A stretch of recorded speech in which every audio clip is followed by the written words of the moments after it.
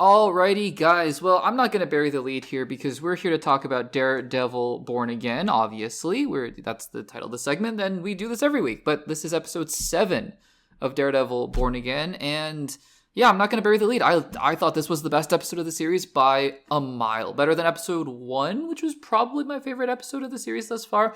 It was phenomenal in my eyes. And we'll talk about all of it in spoilery detail, as we always do. So this is, as always, going to be a full spoiler discussion of Daredevil Born Again. If you have not seen episode 7 or the previous 6 episodes, don't worry. Just make sure to save this video, save this segment, save the podcast for later, and come back once you have, and then you can, we can all enjoy the spoilers of Daredevil Born Again, or alternatively, if you just don't care about spoilers, then welcome. So let's get into it. And I know I might be reiterating, for some of you guys who have already seen my immediate reaction, I might be reiterating some of those points. And again, it's just depending on the audiences, who watches the immediate reactions, who watches the podcast, listen to the podcast. So apologies if you already heard this before, but giving some context, right, as I always like to do. Look, I've been a little bit on the fence with Daredevil Born Again. I don't dislike it. I don't even think I'm close to disliking it. I just don't think I'm loving it thus far. So it's been interesting, right? But every single episode, pretty much, I've seen potential, huge potential. Even in episodes I don't particularly love. I like parts. I think episode 5, honestly, was the weakest one, the one in the bank. Even that one saw a lot of potential in there. The one with Mr. Khan. Episode 6, well, I think it dragged a little bit here and there. I think that the ending really made up for it and pushed the season where it needed to go. And other episodes, like the end of episode 2, for example. So I think on the whole, right, for the most part, I don't think if you're going to count up all the minutes of Daredevil Born Again, I think it would be fair to say that maybe half or over half of it, I've been sitting there going, okay, where is this going? Where are we going? I'm not super engaged with what's going on, but let's see where we're going here. But the parts that I've loved, I've really, really loved. So it's been exciting, right? It's been exciting to see that the show is maybe heading in a good direction, especially after what we saw at the end of episode 6. And so we head into episode number 7. And like I said, I loved episode 7. We'll talk about my overall thoughts at the end, but I want to just dive into the episode here because there is so much in here to get to. It was a 40-ish, 35 to 40-ish minute episode, but these episodes feel full. There is so much to get to. So first of all, let's talk about the fact that Wilson Fisk, as we start out the episode, is not happy that Daredevil came back. And that is, of course, harkening back to the first episode where they have that conversation at the diner, and Fisk is like, if you come back, then I'm going to get you. And Matt Murdock is like, if you step out of line, then we're going to have problems. And I think that's really where we're heading, right? Is that at the end of the day, this is still a Wilson Fisk, Matt Murdock story. And I think that that's awesome, right? I think that we're heading towards a confrontation towards the end of that show.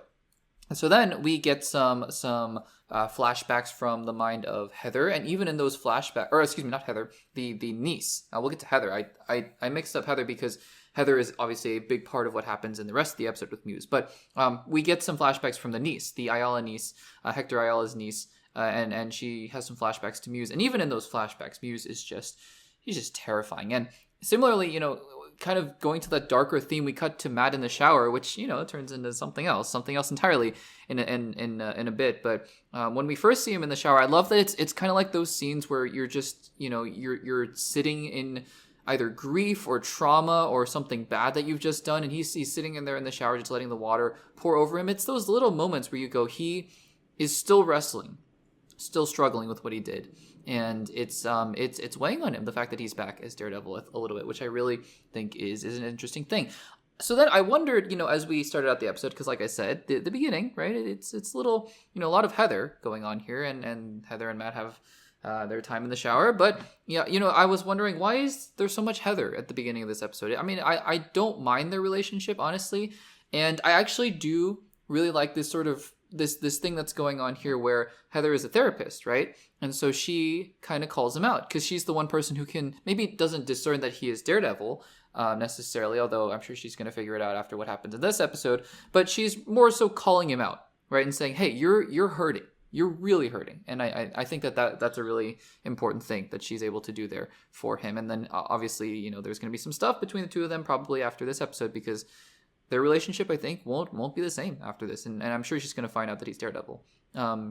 based on what happens at the end of this episode. So then Matt heads to the office with Cherry, and I actually really do like the fact that Cherry knows that he's Daredevil. That was something that was established in episode 1, and I like that because he's not on an island, right? I think that once Foggy knew, and obviously Claire Temple knew from the very beginning in season 1, it made it feel like he has a team kind of behind him. And I think that even though Cherry is not on board with what he's doing in this episode, I like that he knows. And I don't mind the supporting characters. Obviously, they're not replacements for Foggy and Karen or anything like that. But I really do like that there is a group that's sort of forming around him. And I think that that's really good. He goes to visit the niece of Hector Ayala. I'm forgetting her name. Angela, is her name Angela? I think her name's Angela. But he goes to visit her, and he's ready. He's just about ready to go in full vengeance mode on Muse, and he knows that he's about to he's about to enact some vengeance, and maybe he feels conflicted about that. So I think that that's a really good and interesting way to take the character there. We cut back to Wilson Fisk, who is talking to Buck. Buck, I didn't even know his name until this episode. Buck and Daniel Blake, who is the Gandolfini, James Gandolfini actor. He's playing Daniel Blake, and we'll talk about him in just a second. I'm still not a huge fan of this character, but we will get to that in just a second. I love some of the dialogue that's going on in this scene here, where where Buck, I think, asks him, why is Daredevil doing this? Why is Daredevil doing this? And Kingpin says to him in reply, I wrote this down, we're talking about a man who dresses in a devil costume. I don't know why. I just think that's a really good line. And it's a fun line that's, not comedic per se, but it really is in line with the characters and their state of mind here. And look, it's a really interesting argument that they're making is that, well, wait a second, Kingpin, Daredevil is kind of doing your job for you by taking out Muse, right? Shouldn't you be happy about that? And that's a logical argument, but Fisk is so, he's so clearly not over the first 3 seasons of Daredevil, and from his perspective, why would you be, right? With everything that Matt Murdock did to him, and so he's just so anti-Murdock, anti-vigilante. He can't accept this. And it was at this point in the episode where I found myself realizing, oh wow, I'm really locked into this episode. And unlike all the other episodes, pretty much, maybe aside from episodes 1 and 2, but I was so locked into this episode, and I thought this was a really good thing. So we then get some information here that Muse is sketching faces, which comes back later when Matt sees Heather's, is able to discern Heather's face there in one of the sketches. And then Vanessa and Luca also having a little subplot here, which actually ties into what's going on in the episode, and it makes some sense there. Because now they're questioning Fisk, and they're trying to figure out, okay, what are we doing here? What's going on here? And that's also intercut then. So then we get Vanessa and Luca, but then Fisk, right? We return to Fisk, and Fisk is talking to the detective, and that's intercut with this guy who comes into the therapy, the therapy office of Heather. And I think this is the same guy who asked Heather to sign his book right at the beginning of the show that we all just kind of said, oh, I wonder what that's going to be, and never really thought of again. His name is Bastian Cooper. And all of a sudden it's sort of revealed on us in a not so subtle way, I suppose, that this is Muse. And I really enjoy this scene because I think that the scene here is able to build up that tension, right? Where you're suddenly, all of a sudden you're just like, oh, it's that guy, it's the guy who's that we recognized from earlier. I think you can correct me if I'm wrong in the comments, but it's the guy we recognized from earlier, and then it's just some guy who needs some help, and then all of a sudden you're like, oh no, this is a serial killer that's sitting in the room with her. And I think that dichotomy, that tension that's going on is really, really well done. One small thing that I noticed is that everyone in New York seems to be going to the same therapist, which I don't know, a little weird. But hey, the story has to story. So, there is that. But yeah, I mean, I think it's so creepy how he's obsessed with Heather. He's obsessed with different people, and Heather is one of the targets. And he just, the more you get to hear about him, the more unhinged he you learn that he is. And just the scene where he is painting the back of the book with his nosebleed is just, it's terrifying. It's haunting. The question then became very quickly, why is he revealing himself? And the reason is because he is trying to kill Heather. And why he's trying to kill Heather, I don't think is super clear, unless he knew about her and Matt, or I guess that's going to be revealed later on in the series. But yeah, I mean, it's brutal, because then he basically, holds her hostage, and you're thinking at the time, oh, if once Matt figures this out, he's, Matt's going to go berserk, and, Matt Murdock obviously does show up in just just a second here. And then, we go back to the crime scene, and Matt Murdock shows up, and that's when he realizes it's very reminiscent of episode 1 when he kind of realizes that Foggy's in danger, and he heads back to save Foggy. I think that it's very similar in that way. And so, also, it's a really nice callback to Matt touching Heather's face at the beginning of the episode and then touching the painting to recognize that it's her face. And so the episode, like I said, the episode feels really focused, right? It feels like it knows what it wants to do. I will say, right, because the episode in isolation, I think, is super solid, super well done. I wish that we got a bit more of this build up, because all of a sudden you're kind of thrown into this, oh my gosh, it's Muse. Muse is just sitting in this room. What in the world? And then we just dive into action and drama and tension throughout the entire rest of the episode. But, I'm a little conflicted. Maybe we'll see a little bit more about Bastion Cooper. Maybe that this is it for Muse. But I just think we didn't spend enough time with the character. I mean, and the time we did spend, he is terrifying in this show. He's such a terrifying villain. And what he's threatening to do, what he does do to Heather, I was just squirming in my chair and yelling at my screen. It's like, oh my goodness, what's going on here? But yeah, I mean, I think that maybe we should have spent a little bit more time with him. I don't know. I'm a little conflicted on that because it felt very sudden. Maybe that's the point, but it felt a little sudden. So Daredevil shows up and there's the fight. And I think that the idea that Daredevil is painting, as they're fighting, sort of painting that canvas with Muse's blood is crazy.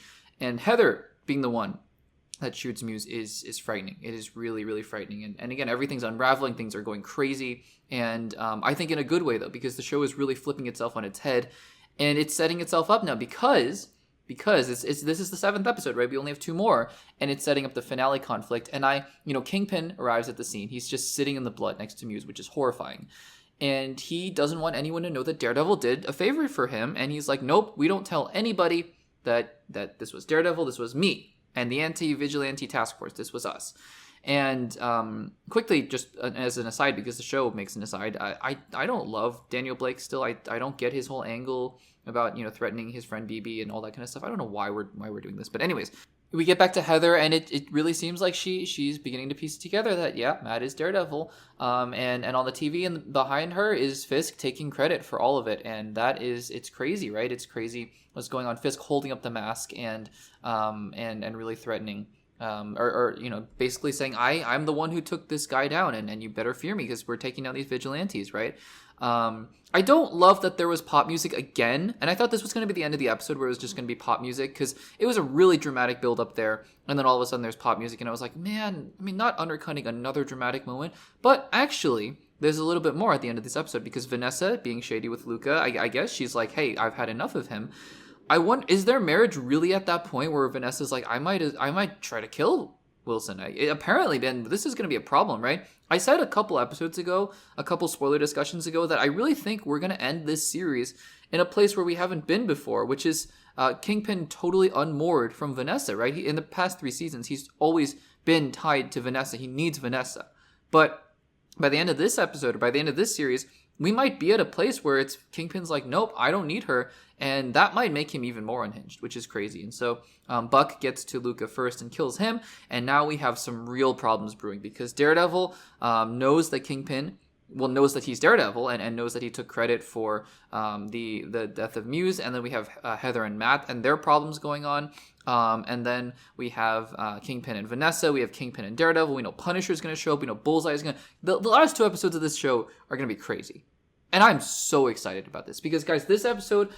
What I loved about this episode, it was focused, right? It had the story, it had the drama, it had the action, and it was focused on the story. It turned the entire narrative on its head. It was focused on the overarching story while still having time for the little moments. I loved this episode. Guys, what did you think about episode number 7 of Daredevil Born Again? Did you enjoy it, or did you think maybe a little bit of a weaker episode? But for me personally, like I said, this was my favorite of the bunch. Let me know in the comments down below.